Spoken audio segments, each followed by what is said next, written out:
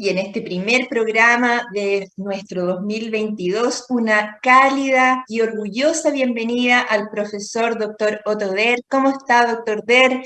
Muchas gracias por estar acá.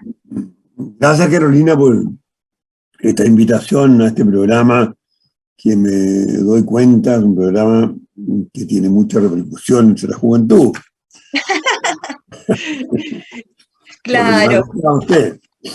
Claro. Entonces, eso ya es un estímulo para transmitir más algún mensaje.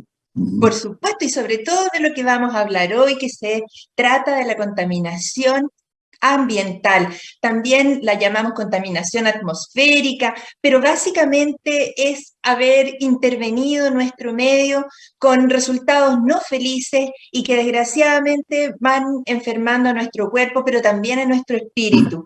Estamos hoy día conversando con el profesor, maestro de la psiquiatría chilena, profesor emérito de psiquiatría de la Universidad de Diego Portales, Premio Nacional de Medicina, doctor Otto Der.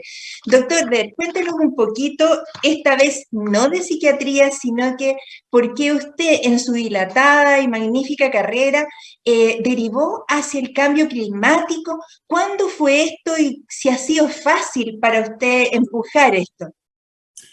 Carolina, mire, esto fue una casualidad. Yo he vivido varios periodos de mi vida en Alemania.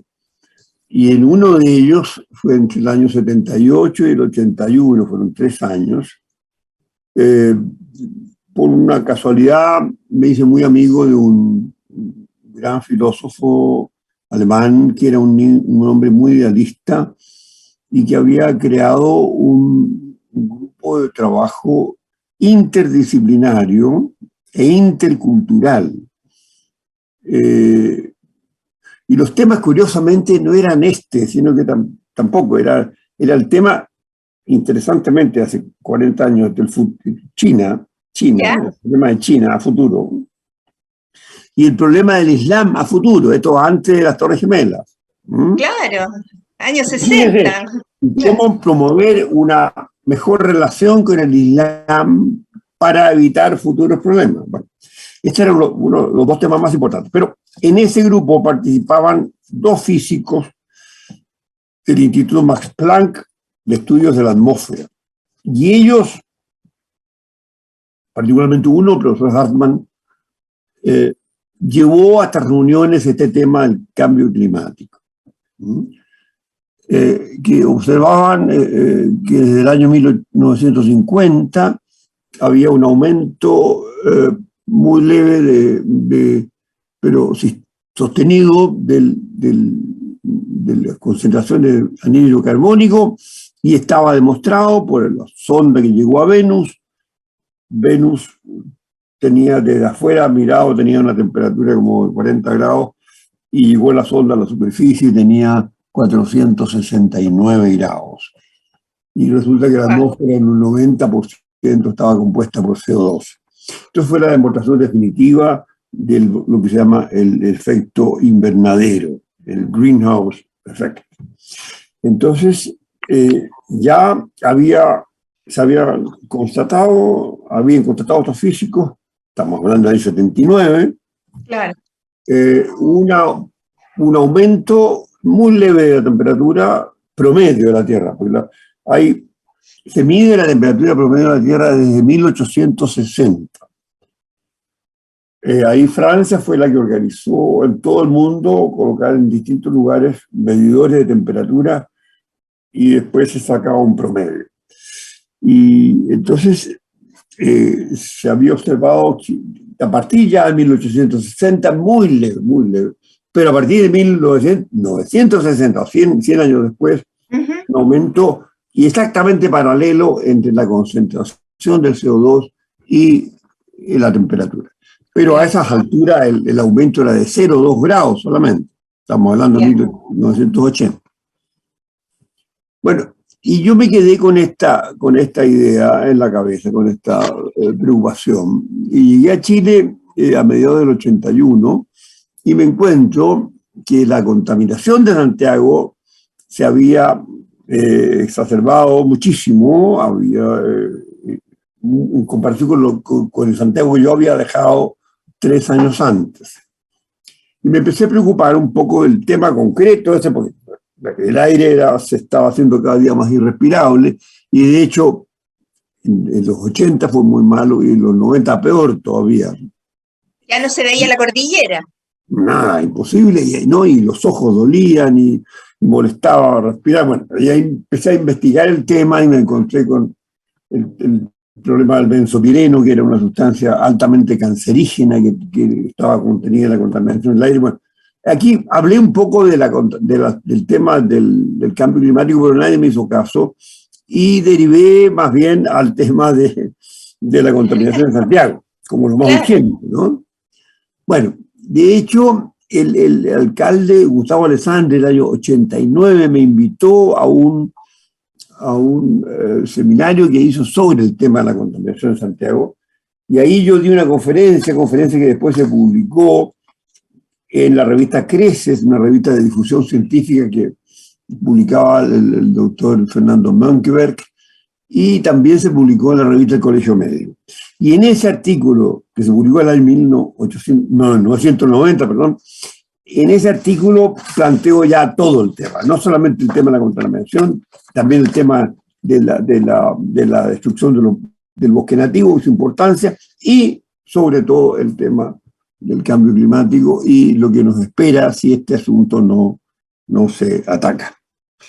Bueno, la historia siguió con que el año 97 me llegó una revista científica alemana con un estudio absolutamente impresionante e indiscutible, que se lo resumo en 2 palabras. Estos científicos del mismo Instituto Max Planck, de Aeronomía, de Ciencia de la Atmósfera, habían hecho un estudio de la temperatura, de la curva desde 1860, el momento que se empezó a medir, hasta 1995, que terminó el estudio, y había habido lo mismo que le dije yo antes, muy leve, casi nada, hasta 1960 más, y a partir del 80, que coincide con el desarrollo de China, ahí empieza la curva a ascender. Ahora, lo interesante de ese estudio es que ellos hicieron, con la computación, fue posible hacer un cálculo, una simulación, o sea, una simulación desde cada año, o sea, con los datos que había en 1860, una simulación para adelante, 61, 70, 800. Exacto. Hicieron una curva a 100 años. Y resulta que la curva simulada era idéntica a la curva real, a la curva que había ocurrido realmente. Ok. Con pequeñas oscilaciones así, pero con una tendencia al aumento leve al final. ¿Se podía hacer una proyección a futuro entonces de lo que iba a pasar? Entonces hicieron una previsión a futuro, y la previsión a futuro era dramática. La cosa empezaba a empeorar el 2012 y a empeorar ya francamente a partir del 2020, que es lo que hemos estado viviendo, según el último estudio que tengo en mi mano, que acaba de aparecer,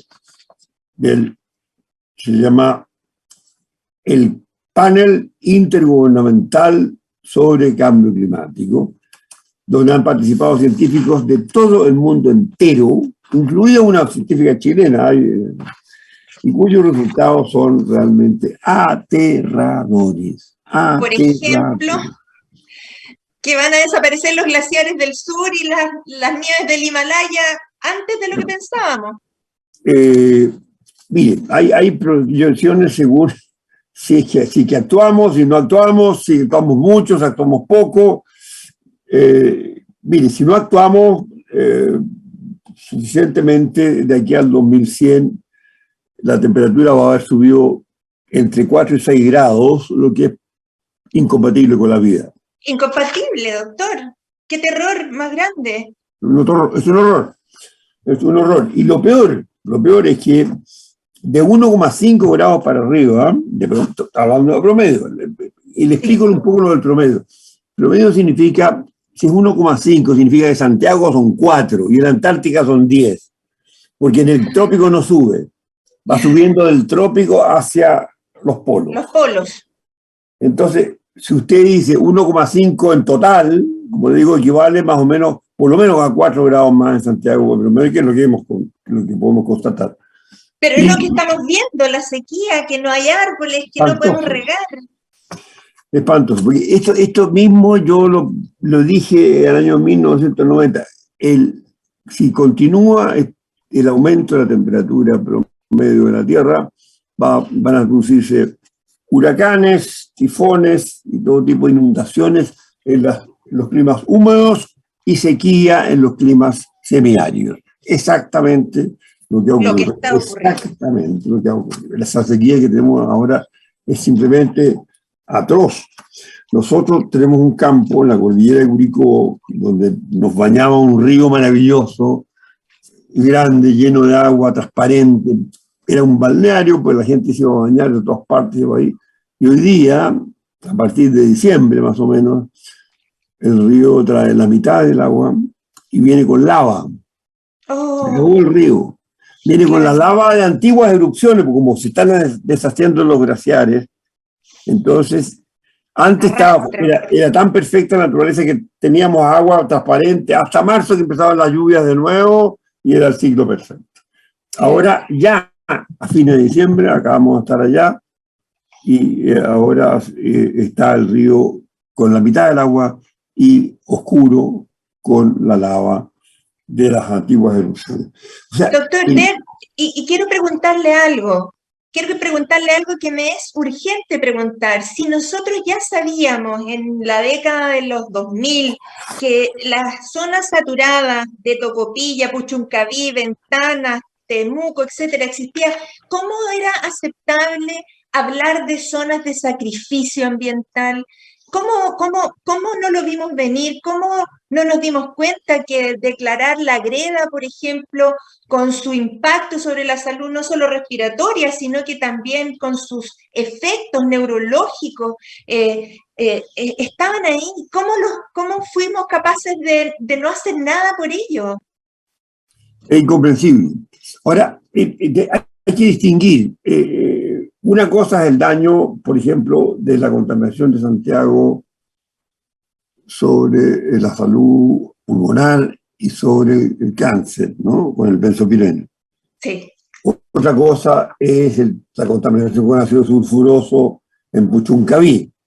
Claro. Pero eso son cosas locales. El problema es el aumento del CO2. Ahí está todo.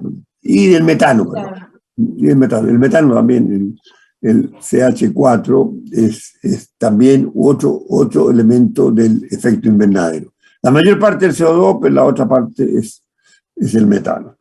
Y entonces, estas dos cosas han ido subiendo y subiendo, y paralelamente ha ido subiendo la temperatura. Estamos, según este último estudio, como en 1.3 de grados de temperatura. Y eso es gravísimo. Yo tengo algunos datos acá que tomé. El aumento, por ejemplo, del CO2 en los últimos 200 años ha sido del 47%. Y del metano ha sido 156%. Estos aumentos superan con mucho las variaciones que se han producido entre los periodos glaciales e interglaciales. La temperatura de la superficie de la Tierra ha aumentado durante los últimos 50 años, o sea, de 1970 al 2020, más que ninguna otro periodo de los últimos 2000 años. Hace 6.500 años atrás hubo un aumento de temperatura entre 0,2 y 1, y nosotros estamos ya entre 1 y 1,5. Otro periodo de calentamiento que hubo fue hace 125.000 años, o sea, antes de la última glaciación. Y la temperatura subió casi como ahora, entre 0,5 y 1,5.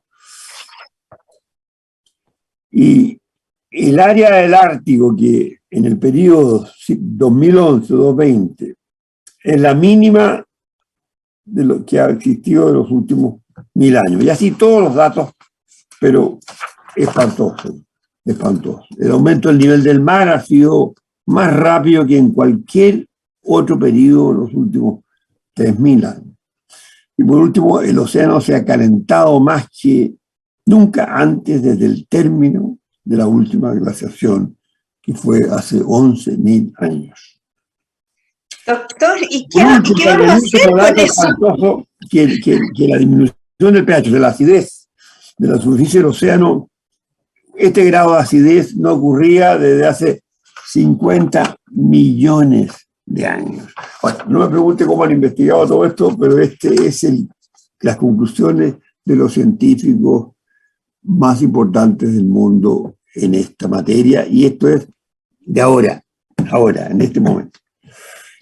Ahora, y desde luego eso tiene que ver con la producción, con el consumo, con los hábitos, con las nuevas tecnologías, con la cultura de lo desechable, me imagino, y también de cómo comemos, de lo que tenemos que gastar para producir. Cuéntenos cómo se relacionan nuestros cambios socioculturales con esto. Usted mencionó que el desarrollo de China, por ejemplo, puede cambiar la balanza. Claro. Y así fue, porque hasta el 80 el aumento era muy, muy, muy lento. Y ahí a partir del 80, que cuando empieza a desarrollarse China, empieza la curva a irse hacia arriba en forma sustantiva. El tema fundamental es el uso de los combustibles fósiles, que son el carbón y el petróleo, ¿no? Ahí está el tema fundamental, y tenemos que reemplazarlo a como dé lugar y a la brevedad posible. Chile no está mal en eso. Está mal en que producimos mucho carbón, pero también estamos bien en que tenemos ya un 26% de la energía renovable. De fuentes no renovables. De fuentes, digamos, como el viento y la luz, la energía solar. Eso hemos avanzado muchísimo, pero hasta hace pocos años atrás, hasta 8 años atrás, éramos el país que más carbono echaba de toda América, incluso Estados Unidos, proporcional a la gente, al número de habitantes. Pero algo ya se hizo usted con su lucha contra las micros amarillas, ya contra el uso del combustible fósil. Ese granito de arena ya se empezó a notar, ¿no es cierto? El cambio en la Santiago ha sido notable, absolutamente notable.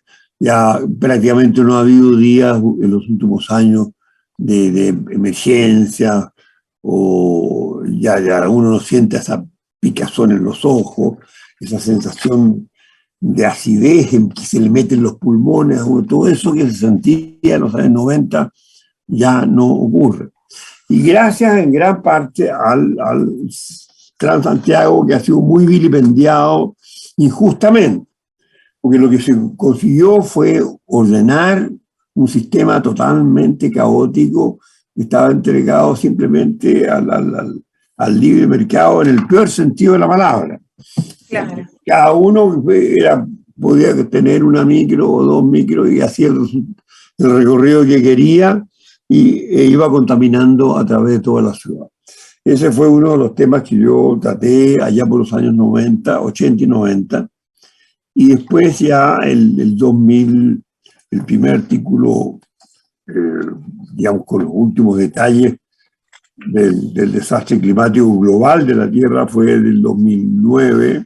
Antes, en 1990 también había escrito una cosa teórica sobre el tema, y después ya tengo un artículo en el Mercurio del día 22 de febrero del 2009, y esto a propósito de que en el diario había aparecido una noticia que nadie había leído, que decía que el promedio de la temperatura del mes de febrero había sido 2 grados más que el año anterior. Imagínense, en un año había subido 2 grados, una cosa absolutamente demencial. Y también coincidió que una superficie de hielo de 14.000 kilómetros había desprendido de la Antártica. Entonces, ahí ya empecé a publicar sobre el tema después del 2015 de nuevo. El primero se llamó Catástrofe Ecológica en ciernes, o sea, en comienzo, insinuándose, y ahí doy todos estos datos de este estudio alemán, y con el asunto de las curvas, y luego en 2015 escribí 2 artículos más, uno se llamó Catástrofe Ecológica ya en marcha, y con los últimos datos, según esta misma IPCC, que es el Intergovernmental Panel on Climate Change, panel intergubernamental de cambio climático, lo mismo que esto al que me estaba recibiendo recién ahora, y que concluía que la temperatura continuaba elevándose de forma alarmante, y los niveles de CO2, metano, dióxido nitroso habían alcanzado cifras sin precedentes en los últimos 800.000 años, y que solo entre 1990 y 2012 el CO2 había aumentado en la atmósfera en un 50%. O sea, si me hubieran hecho caso a mí en 1990 cuando escribí ese artículo, no habría ocurrido ese horror. Doctor, bueno, déjeme que tomemos aire, vamos a una pausa musical y seguimos conversando, porque ahora tenemos que proponer algunas cosas, tenemos que actuar con estos datos que el profesor Otoder nos está hoy día ilustrando. Vamos a una pausa musical y volvemos de inmediato. No te quedes fuera. Aprende sobre fenómenos naturales, sus riesgos y planificación territorial. Cada martes y viernes a las 11 de la mañana con Cristian Farías en divoxradio.com.